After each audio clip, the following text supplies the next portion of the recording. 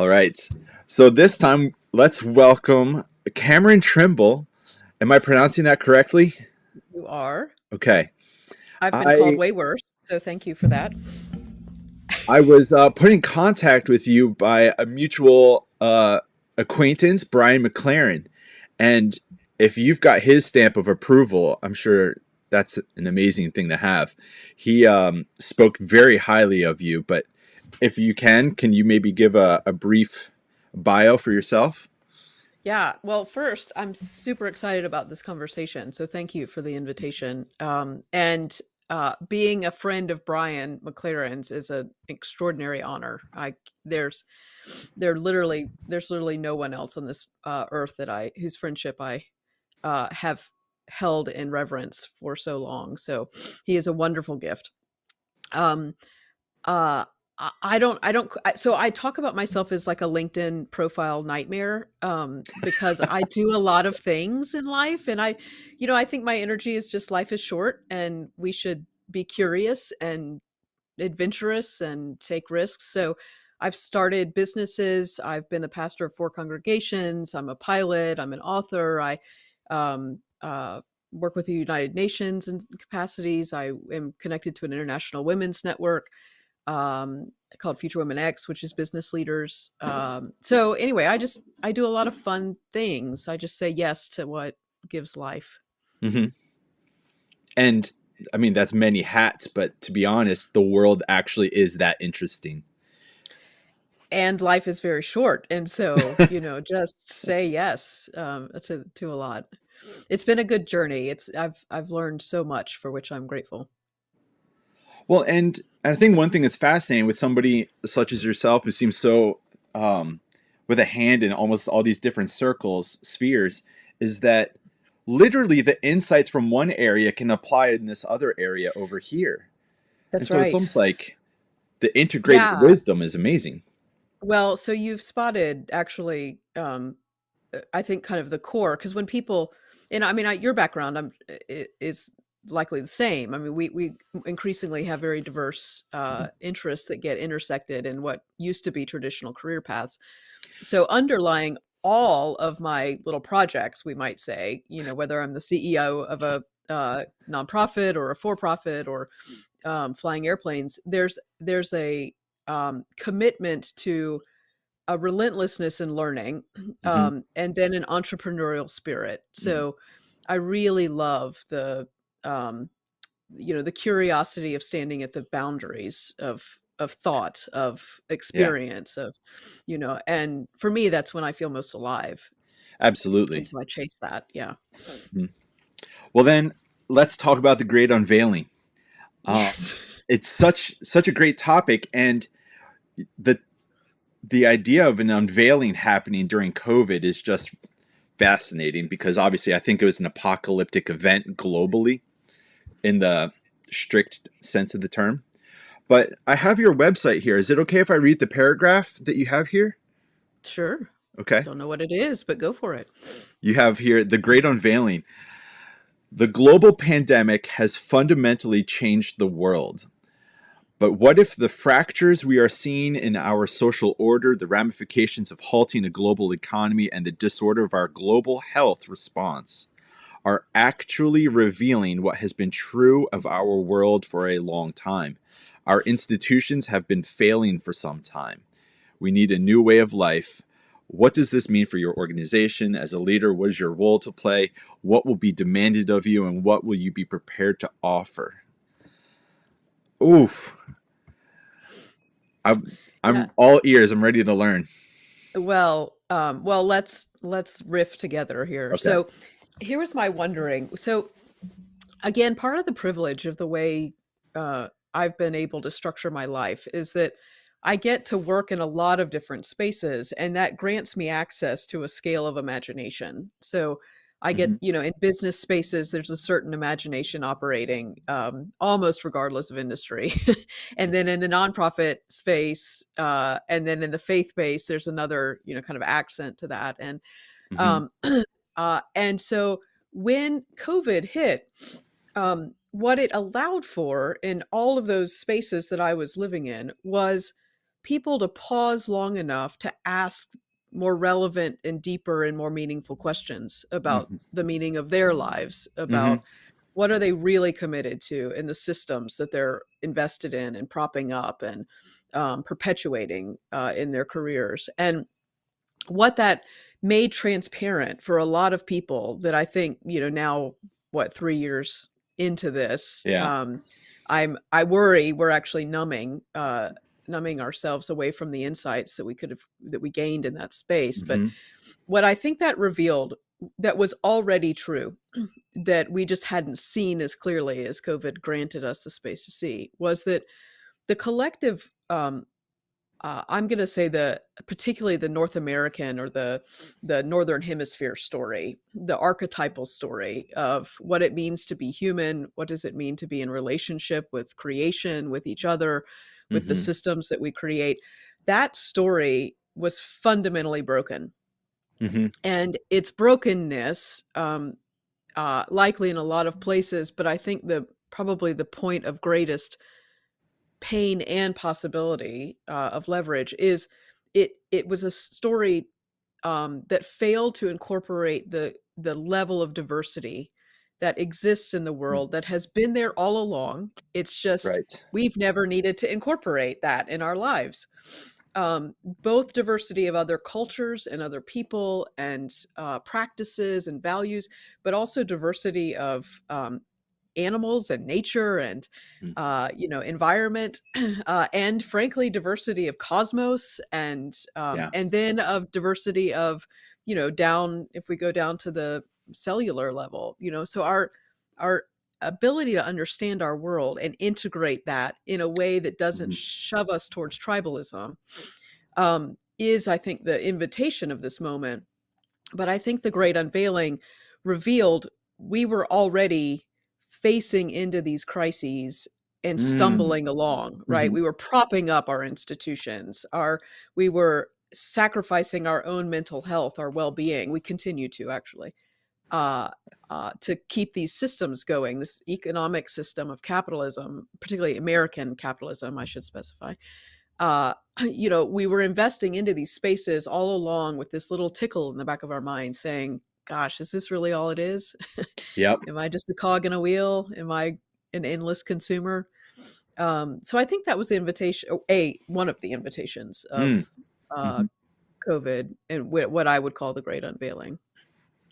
Well, in that word unveiling, apocalyptic is the right word. It's like it pulled back the sheet, and you saw that there were termites in the table the whole time, and you've been eating at it, and you saw the table kind of move underneath. You're like, that's weird. But I think you're right. You actually referred back to a form of tribalism. Every time that there's the opportunity to shift forward, or maybe that's not quite the right word. Maybe it is. There's always the option to also regress backwards. And you Yes. you mentioned that by that shift back to a more tribal understanding when the order gets threatened. Right. Well, and basic laws of physics: for every action there's an equal and opposite reaction. Mm. We're living in a tension, and one of the phrases that I hold in my mind, which I really believe is true of life, of leadership, of how our systems work, is, when you reach the point of breakdown, you're in position for breakthrough. Oh, that's good. So for these forces that are pushing against each other, where we have like a preferred future, Hmm. and then a nativist, oh, if we could just go back, if the Hmm. MAGA movement, in a sense, right? This, go back to the good old days, whatever that is for you. Those forces in pushing against each other have, I believe, laid a sufficient groundwork for a breakthrough, but Mm. they must break down these Yeah. boundaries first. And so we're in the time of breakdown, in as much as there are also seeds being planted for the breakthrough. So Now it is both life, that's death, and life again. very. I don't necessarily view that as a dismal interpretation of the past 2.5, 3 years. What's interesting is that actually sounds like it's a season of enormous potential, of possibility, not necessarily of saying, oh no, the whole thing that we knew, that we stood upon, is crumbled. That's one interpretation, but you just seem to give more of a nuanced interpretation that maybe some parts needed to fall apart so that we can actually rebuild some things in a much better way. And I Well, feel that's like right, that's because a good yeah, nuance. because what got us to this point is insufficient for Hmm. getting us as a global community further. Hmm. And the urgency of this moment is, never before in human history have we faced the existential crisis of climate change. Of course. We literally have the capacity to destroy ourselves, Hmm. right? And this planet, or it's certainly ourselves. Maybe the planet will be okay after we're not here. Mm. So there's an urgency that creates um, uh, it disrupts the kind of inevitability that there's a positive outcome on the other side. So while I operate with a, hey, I really do believe that breakdown leads to breakthrough, Hmm. the challenge that we're up against is we may shorten the timeline because of the ways on which we're living on this planet, Hmm. right? Hmm. So it's not a guaranteed positivity at the end, Hmm. but it's a more of a call to my thinking is it's more of a call to action that Mm. the normal cycle of life experience of evolution of what emergence is teaching us is that there is this breakdown breakthrough energy, and each point we would say there's some unveiling that is Mm. gifted to us for an evolutionary invitation to kind of up our game, if you will, or Oh to yeah. improve in some way, right? But uniquely to this moment, we're now facing a capacity to end that story entirely if we can't figure out a better way to live Hmm. on this planet, with Hmm. each other and with all of the earth. Your comments just now just reminded me of Teilhard de Chardin. Yeah. In one of his writings, I forget which book it is, he talks about an ultra Christianity. Like, what is the next, Yes. we might say, evolutionary step for Christianity? Maybe other people might say, what's the next Reformation? But his understanding of an ultra Christianity is one that's actually global. It's not tribal, it's not nationalistic. But man, I felt like one of the interesting things about season of COVID and George Floyd and all of that was we couldn't not talk about the protests happening in London about the racism happening in America.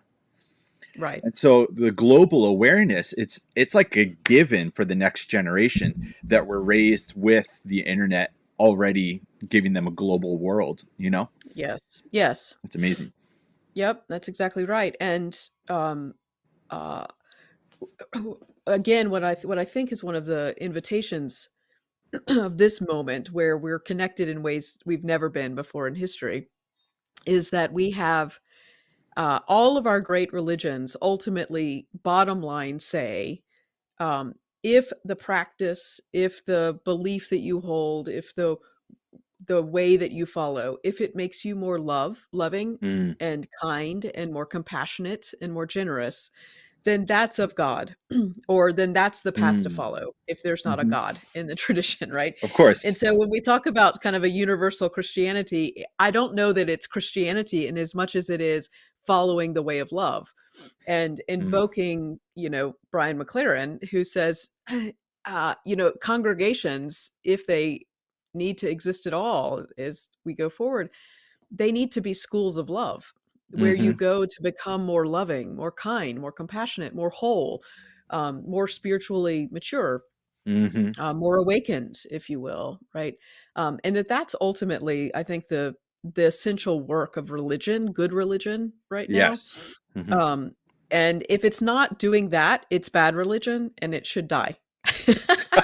So so, Yeah. when you talk about, I mean, well, you hinted at the kind of the incumbent racism built into our systems and the pain of the ways in which we dominate one another and we Hmm. abuse one another and we build systems in order to enforce that. There, mainline Christianity, I'll just use my own tribe, literally was founded in order to, in part, preserve the supremacy of whiteness. Like that's core to its existence, which we're only coming to really own Mm, in our practice. So you have to ask the question right now, what are the systems that need to be carried forward because they make us more kind, compassionate, of loving, course. open, accepting, right? Um, and then whatever systems don't reward that, aren't based on values that promote that, those Hmm. are the systems that have carried us as far as they can carry us, and they need to go. They need to be That's let right. go. And that's, I think, the act of leadership right now. And I wonder if a code shift wouldn't be helpful in the sense of some people don't know what I mean when I say the word systems. And I understood what you meant right there. But if I were to try to think about it as generations, um, it's almost like grandma had a habit and it instilled in the next generation, and it's a part of my generation. And I have to choose if I want to continue that generational cycle or not.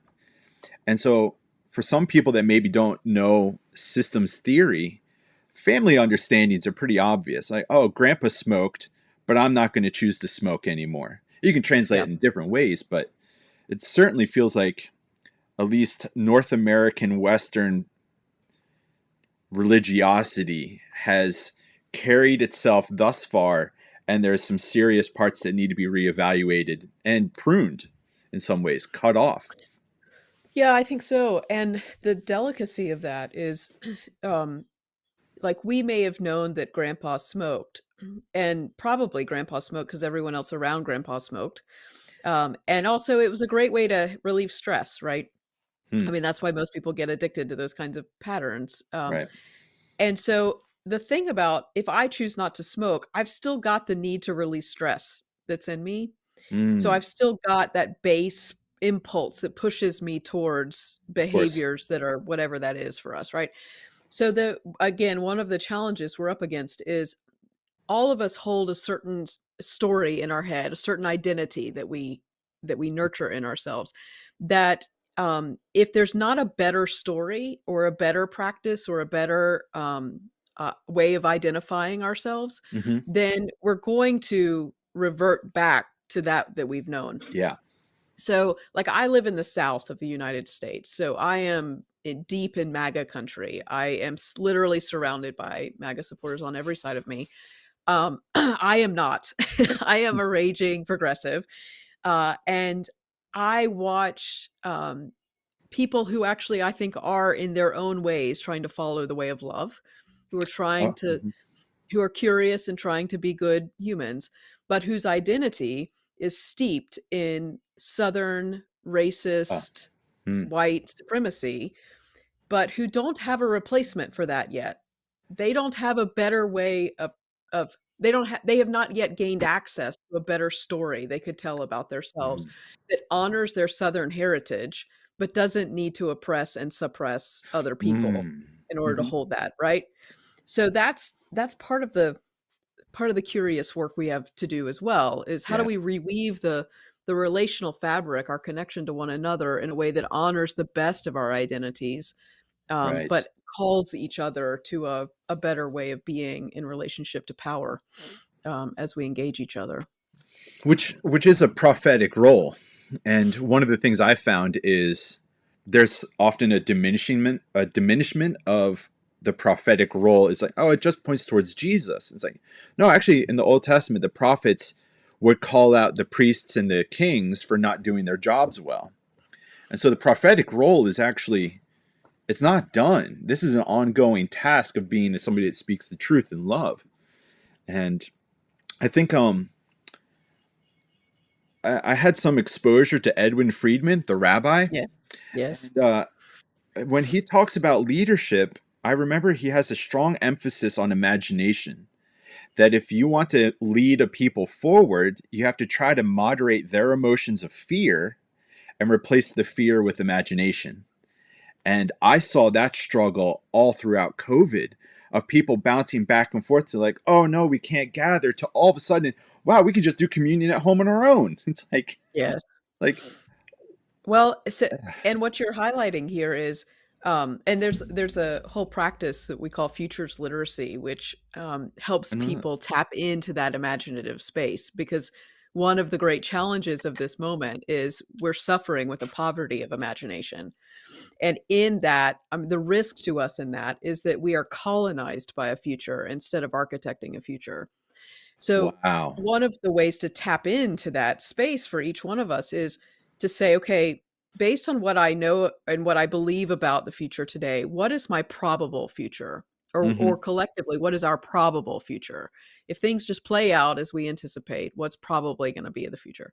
And then the second question would be, but what's the desirable future? Mm, What would we want to have? So our preferable future. mhm.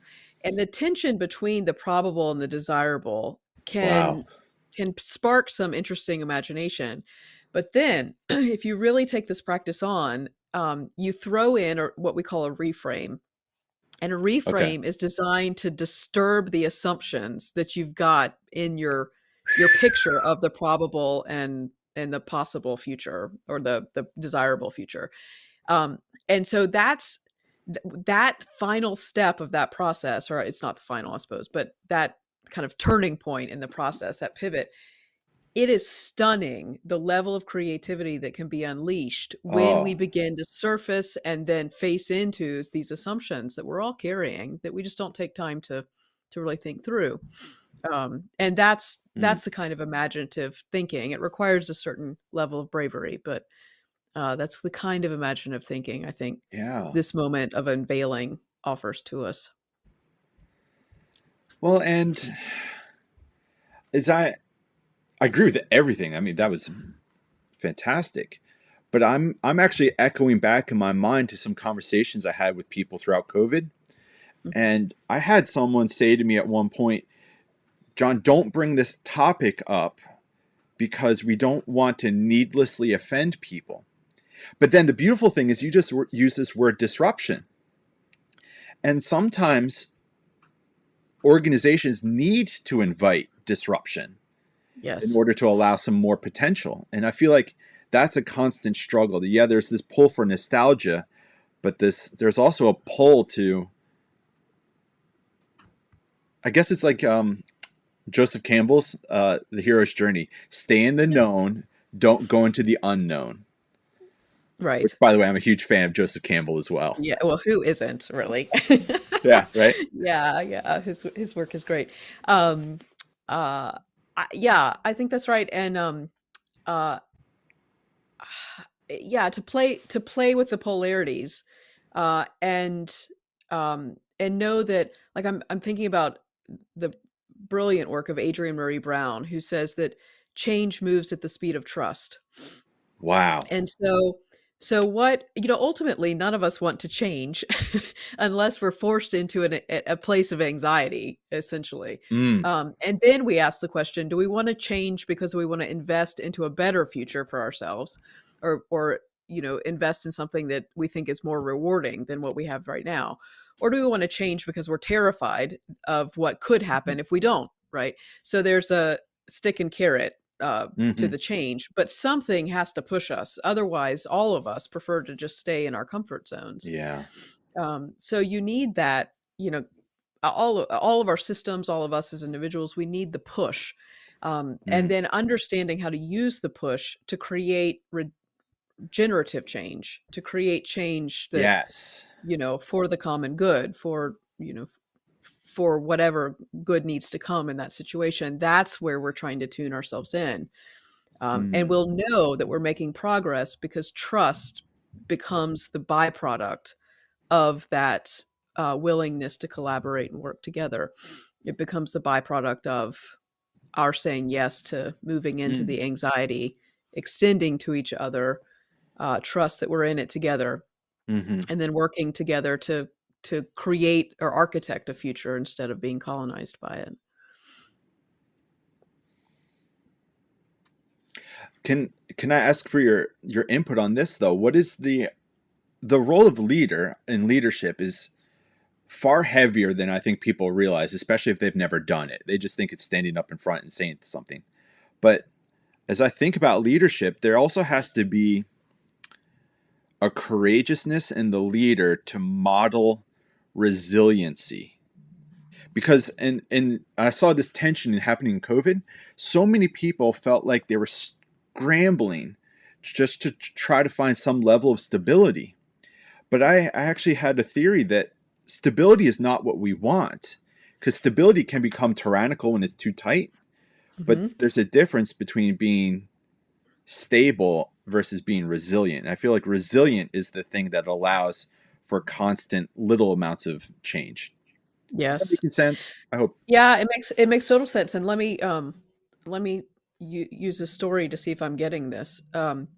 So uh, I, I use piloting metaphors at an Yes. obnoxious level. So let me let me go there if you'll Who be said it was patient with me. obnoxious? Come on. But oh, so many people in my life. But so the thing about flying in turbulence, and particularly I learned this in formation flying, because in formation flying you're flying very close to other planes, right?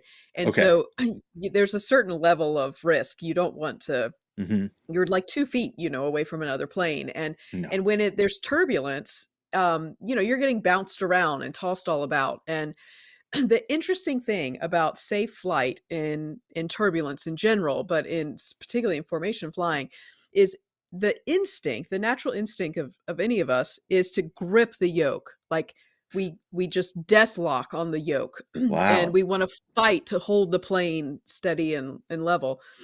Um, but actually, you do the opposite. So, in good, safe piloting in turbulence, you actually fly with your fingers.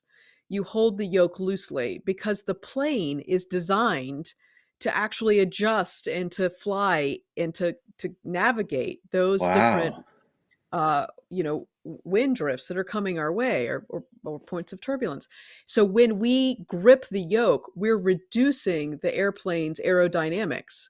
We're actually preventing that plane from doing what it was Wow. created to do all along. So our need to control actually makes us less safe. It makes us, less in alignment. So when in turbulence, you loosen your grip, you fly with your fingers, and then you can actually navigate through the rough air that you're trying to get through. I think That's leadership is the same incredible. way. Yeah, I think leadership's the same way. In times of disorientation, our job is actually to loosen our grip, to be curious, to be open, to let the expansiveness of our collective consciousness, our curiosity, be creative in that Mm. space, because that's what we're designed to do. We're designed to be creative in the Wow. face of the unknown future. So when we clamp down on imagination, on each other's Mm-hmm. contributions, we lose the greatest gift we've got to give to each Oh, other.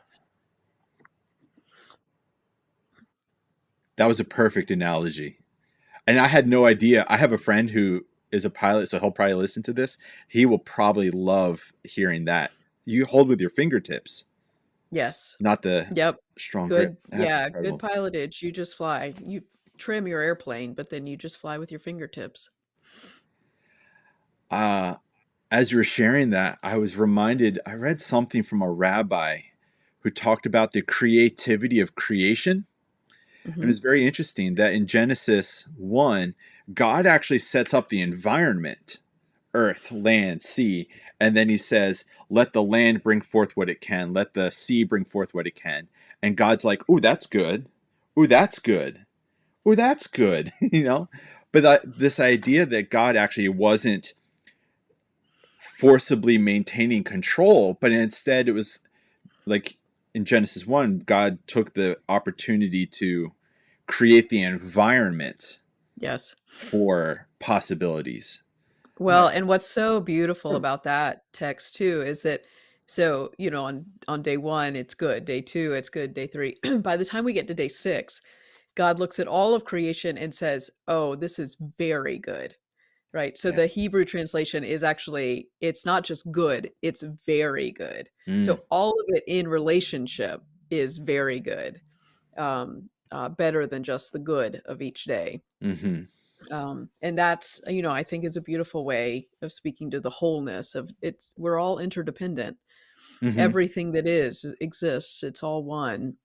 um, And in relationship, though those relationships are not always obvious to us, but moments like COVID, moments, Yeah. like we could point to, I mean, like what we're living through right now with Ukraine, these are moments where Mm. we get to spot new insights that were true all along of how Hmm. we're connected to each other, but we only gain access at certain points in our seeing. Mm. At that point, then the unveiling is it's not necessarily an exposing, although it can be if it's something you're embarrassed about, but greater insight and greater clarity. I feel like that should always be celebrated rather than not. That's But right. Yeah. what would you, in your estimation, what do you think are some of the main hurdles or the main tasks of leadership now as we are in quote unquote post COVID? It seemed as though during COVID it was almost survival at the beginning, and then it Yeah. translated into something else. What do you think is the task of leadership now? Well, what I'm advising, I mean, in the most tactical way, in most of our institutions, what I'm advising leaders to pay attention to is, I think COVID invited a fundamental wondering of how do we belong to each other? What does Uh, belonging mean? How do we connect? mm-hmm. What counts? What doesn't count? And that, I think our response to that question, um, and I think that's actually probably one of the biggest pieces of theological wondering that Mm. we need to do. So I'm not just saying like, how do we meet up for, you know, Right, of course. beer on Fridays, right? I'm asking a deeper question there about belonging. Um, that I believe that the our sorting that question out is going to reshape our businesses, our Mm. educational spaces, the Hmm. way we provide healthcare, the way that we organize our communities, that certainly our faith-based spaces. So Right. for me, that's if I was in leadership right now, I'd be paying attention to how are people creating meaningful connection Mm. to themselves, to each other, and then to the wider cosmos, to the wider planet. Um, uh, I- there's another piece of it though that uh, at this so we're gonna have to hold a both and. Oh, good. It's I not love an it. either or, right? Um, Paradoxing. because at the same time, I my sense is that we have lived in what we would call maybe modernism, postmodernism, with this idea that everything revolves around the human. Like Mm. the human is the center of any story that matters. And Ah. so the stories we tell ourselves, again, the systems we've created, everything is to center our comfort, our privilege, our needs, everything that leads to our survival. And it has led to at the cost of nearly everything else's Hmm. survival. So decentering the human Yes. and putting us back into right relationship, not as dominant over any other part of this world, but in connection with, interdependent Hmm. with the world. I actually think is one of the most critical steps we have before us. Which means then, if I'm working in ExxonMobil, or if I'm, a CEO of uh, you know, banking industries, or, any of these big Right. industries, I've got a different question to ask of how do I shape a system that my own people's thriving has to be Mm. taken into account with the rest of the earth's thriving. Hmm. And then, maybe we can actually not just destroy our systems and start again, but we could pivot some of them. Yes. We'll see. We'll see. So it's both. It's like, how do we decenter ourselves, and then how do we also deeply connect um, Absolutely. so that we're back in right relationship, I think. Well, I'm not sure if you used the word there, but um, that was a very robust understanding of how at least I understand the word shalom. And we've Yeah. made a mistake by making shalom just about the human to divine relationship, the I thou, rather than thinking about, and I get this from a seminary professor of mine, who says she lived in Israel for about 10 years, I think. And she said that shalom is being in right relationship with everything and everyone around you, the soil, the water, the pollution, the car you drive, the divine, your neighbor of another background. It's just, Well, that's what all oh, of our great mystics have taught us too, mm, isn't it? You know, so ultimately, um, and I'm thinking of Carl Rainer's quote, you know, if Christianity is to have a future, mm-hmm.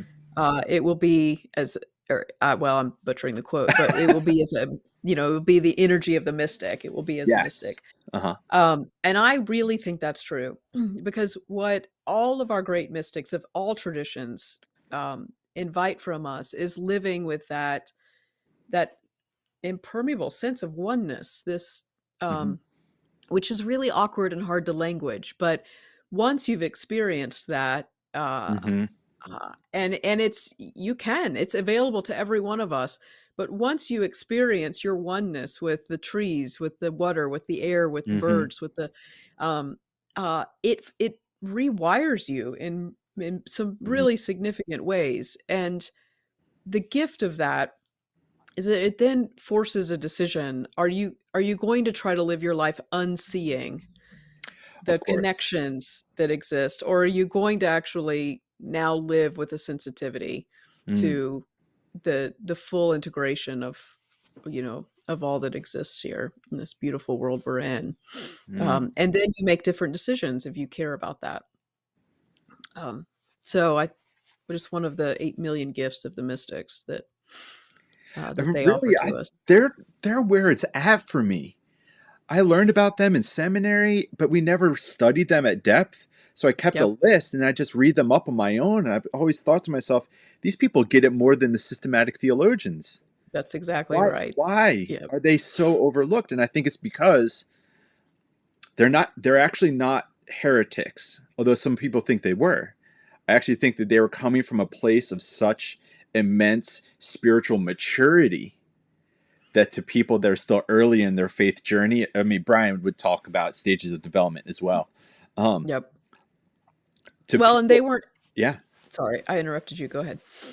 uh, to people early in their faith development, it's almost like the mystics are speaking with a completely different, um, not necessarily vocabulary. They're using the same vocabulary, but they're they're pointing to stuff beyond the vocabulary. I guess is the best way Right. I can say it. That's right. Yeah.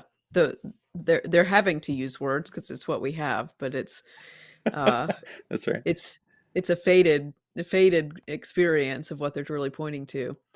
You know, I think that the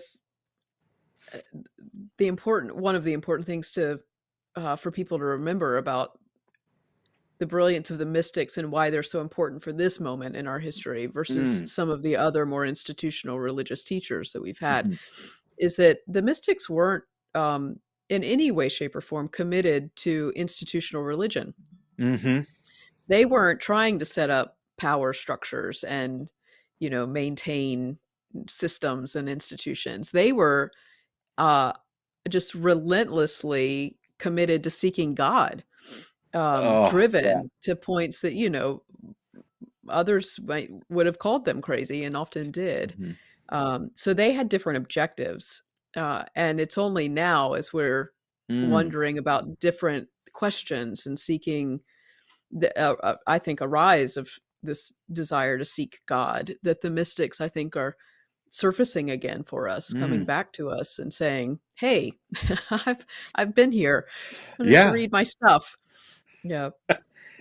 And So I'll be honest, as you were talking earlier, and we should start to wrap it up, but you reminded me of Hildegard of Bingham because some people might say that you're a very green person, and so am I. I mean, I love being outside, and yeah, but so many people are like, "Oh, is this organization green? Are you a green person?" Da, da, da, da. But she was writing back in the 1300s, and she was being called the green theologian all the time, talking about creation care. And so was Saint Francis. I'm like, see, these people have been in the tradition for a long time, but it's almost as though they've either been forgotten or overlooked or something. And yeah, yep. Well, it's, you know, the challenge is that we like to reduce people to labels. And one mm, of the gifts of mystics is that there's not they're not reducible to that. So Mhm. for them, their experience of encountering the sacred and their understanding at such a deep level of the oneness, the Mm, interdependence that is true, that is for them is the truth of how life is structured. mm. It requires a whole theology, WHOLE, Yes. Oh, that's good. right? And therefore you cannot leave out um, the trees and the birds and the air, etc. It's because it's all woven into a more complete picture, Oh, um, which they're trying to point us all towards. I very much enjoyed this. I feel like I will this geek is out like with you this is like anytime. oh man, this is like one of the best gifts of the internet is you get to meet some really interesting people, and I couldn't agree more. I hope we can meet in Yeah. person at some point, get coffee. I'm just outside of Philly. Where are you located? I'm in Atlanta. Oh, Uh, okay. Uh-huh. yeah, and actually, interestingly, in COVID, we sort of accidentally moved to our lake home, which is in Wedowee, Alabama. So I'm actually talking to you today from Alabama, which I never dreamed I would say out loud. But here I am. But I look out at a beautiful lake, and I have geese who greet me every morning, and we have bald eagles and heron, and it's 6 acres to play on, and it's been a real gift. So That's to the lovely. civilized, yeah, to most of the world, I just say Atlanta because Wedowee is just a mouthful. Well, that's But I lovely. hold, yeah, I now find myself rooted in both lands. Well, let's wrap it up then. First off, I want to say thank you so much for your time. I really, honestly, do want to have another conversation with you about some of the other things that you're interested about and that you're all about. You have some impressive organizations, but is there anything that you'd like to give a quick reference to that you're up to or about to do? Oh gosh. Thank you for that invitation. I can't think of anything. I'm spending a lot of time reading and writing these days, and I try to keep the world informed about that on my website, or you can. I, I really loathe social media, but I have to tolerate it. Yep. So anyway, but nothing major coming up, at least that I'm aware of at the moment. So Okay. I just spend my days geeking out. Well, thank you again, and we'll see you again. Thank you Yeah. so much. Yep. It's been an honor. Thanks.